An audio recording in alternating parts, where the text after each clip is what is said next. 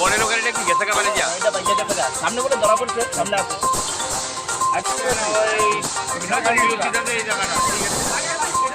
মানে এটা 4-5 মাস আগে একজনের জায়গার ভিতরে স্পট ডেড 10 দিনের আগের দিন একটা বাচ্চা অ্যাক্সিডেন্ট হয়েছে আর একটা বাচ্চারে বাড়ি দিয়ে হালাই দিয়ে গেছে গাড়িটা বাড়ি দিয়ে হালাই কন্টিনিউ অ্যাক্সিডেন্ট হইতাছে তারপরও আচ্ছা এটা কি উদি বুতে কাগজ করে দিতে লিখলো এটা কোন বাবা কেন বাড়িটা দিছে আরে